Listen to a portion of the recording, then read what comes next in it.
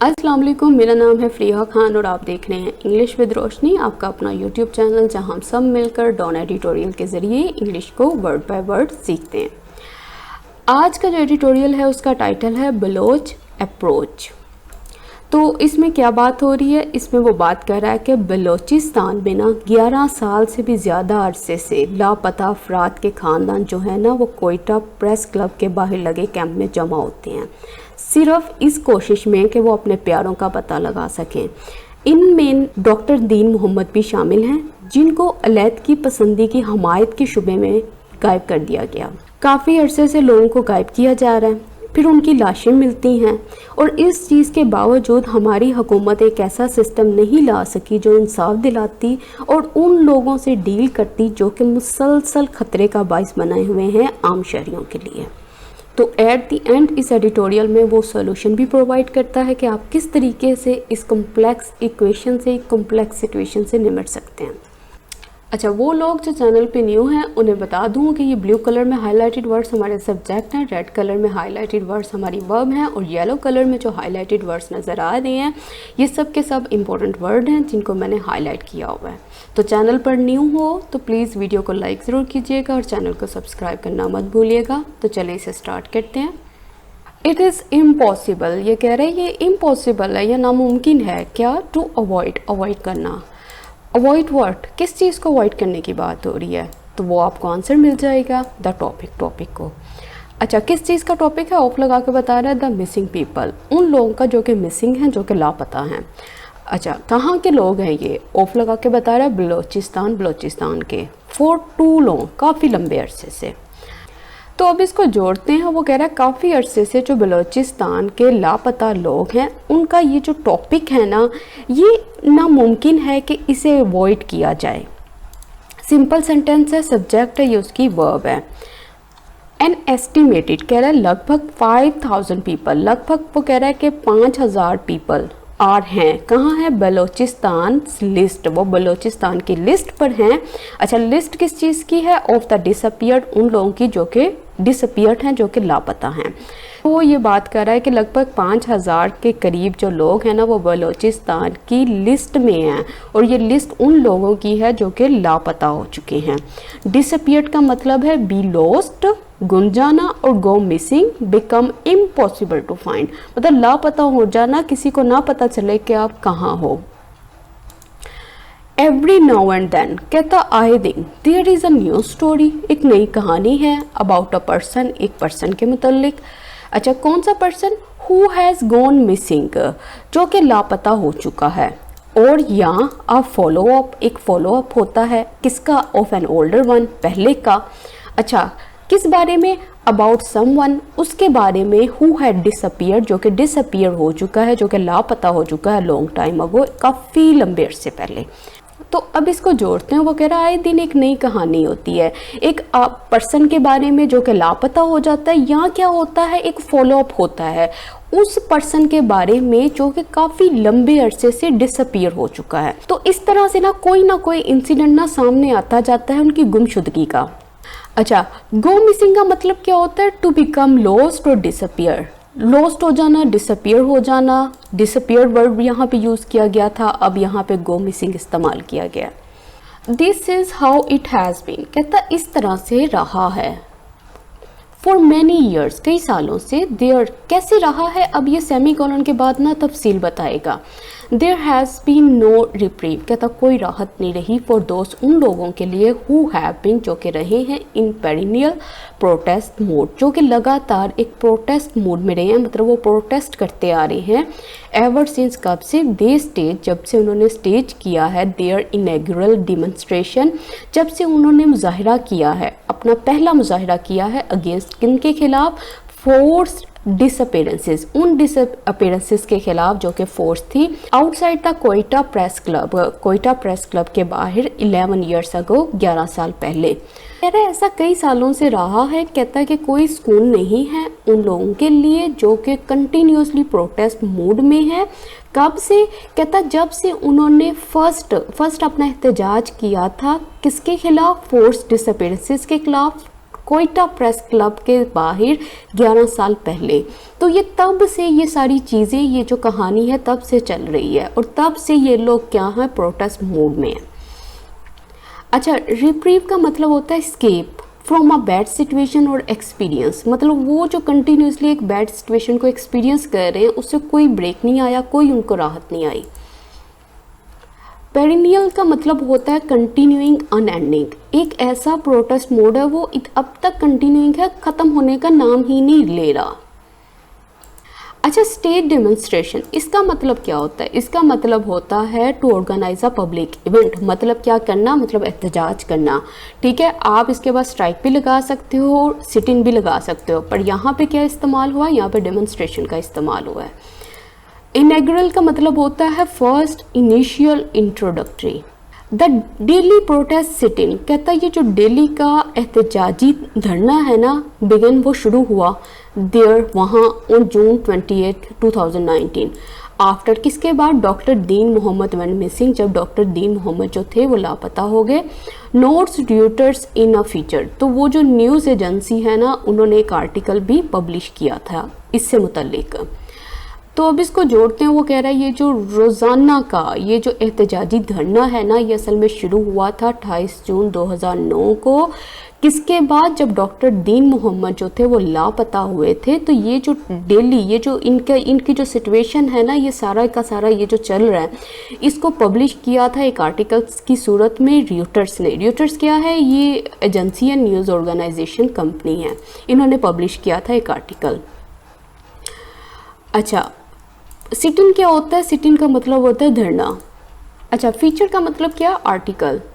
अच्छा, नोट्स का मतलब क्या है, to give your attention to something by discussing it, किसी चीज़ पे अपनी अटेंशन देना, तवज्जो देना, डिस्कस करते हुए, और या क्या करते हुए, making a written record of it, या उसका रिटन रिकॉर्ड बनाते हुए।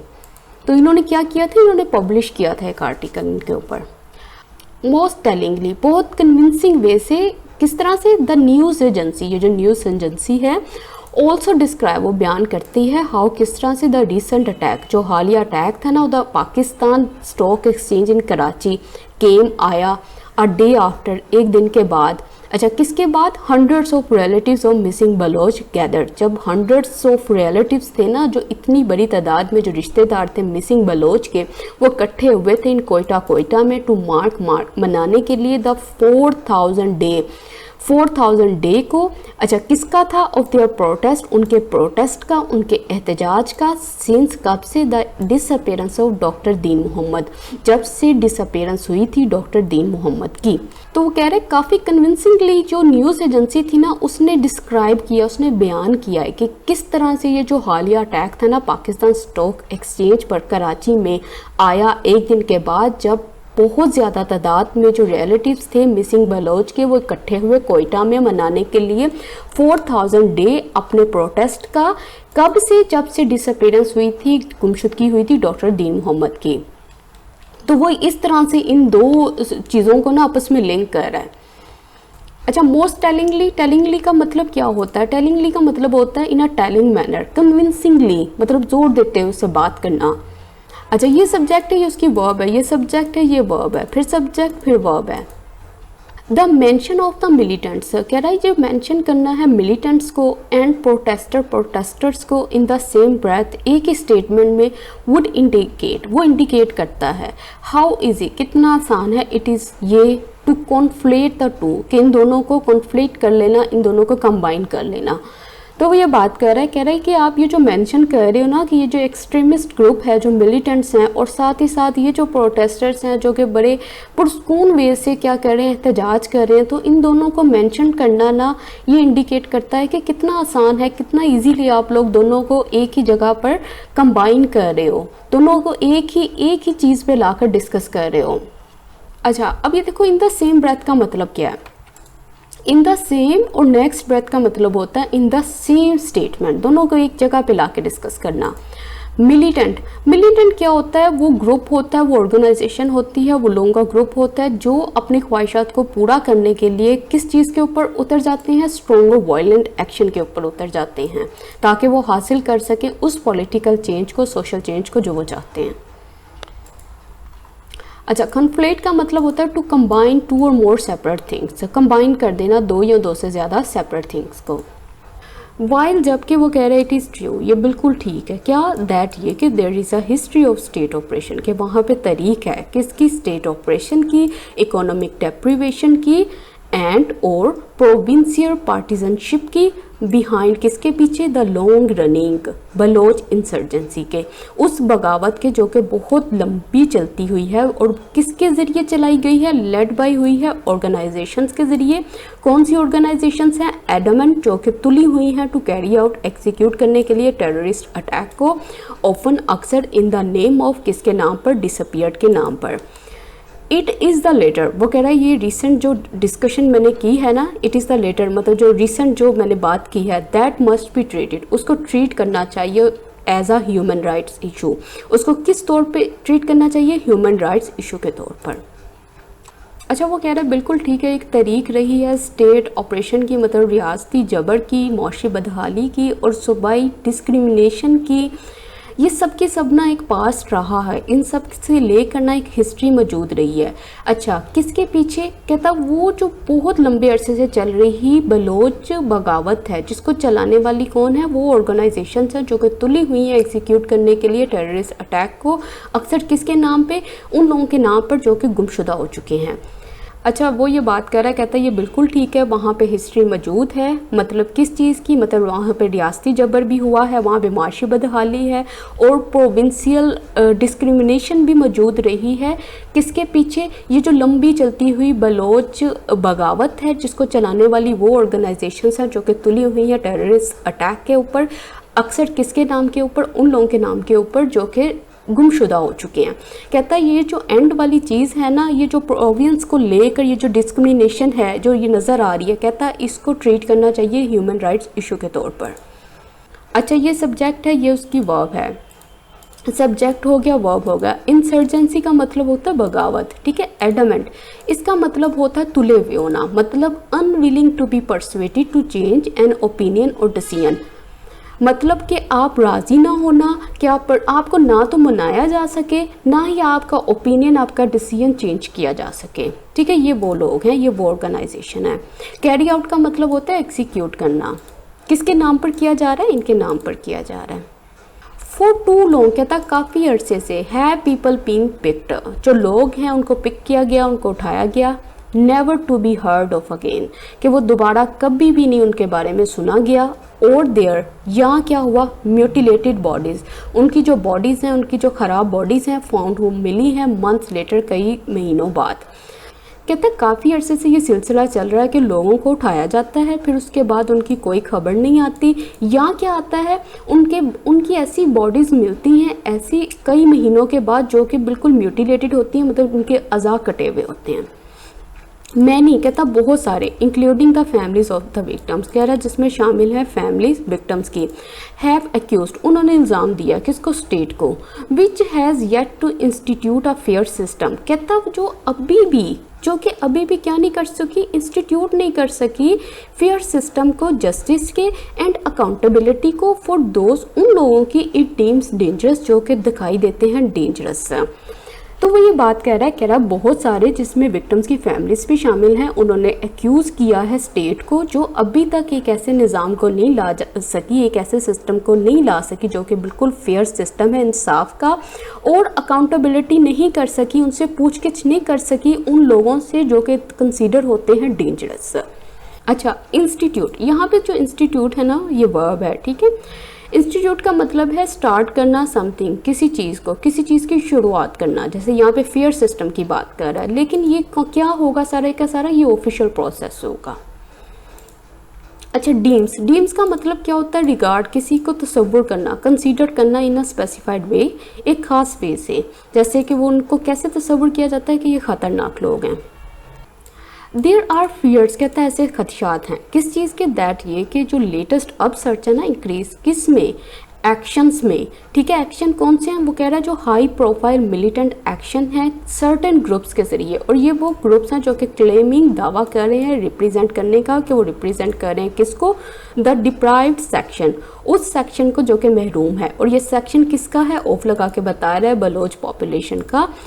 कुड वेल लीड टू, कहता पूरे चांसेस हैं कि ये लीड टू हो सकती है, लेकर जा सकती है किसकी तरफ, टू हेस्टी पॉलिसी डिसीजन, उन पॉलिसी डिसीजन की तरफ जो कि बहुत हेस्टी हैं, जो कि बहुत फास्ट हैं। कह रहा है ऐसे खदशात मौजूद है कि ये जो इंक्रीज़ आया है ना एक्शंस में, और ये उन ग्रुप्स के ज़रिए हैं जो दावा करते हैं कि हम रिप्रेजेंट कर रहे हैं एक ख़ास बलोच पॉपुलेशन के उस ग्रुप को जो कि महरूम है। ये जो चीज़ है ना वो कह रहा है कि ये लेकर जा सकती है पॉलिसी डिसीजन की तरफ, और जो कि बहुत हेस्टी होंगे, बहुत क्विक होंगे। अच्छा, अपसर्च का मतलब क्या होता है? अपसर्च का मतलब होता है इंक्रीज राइज।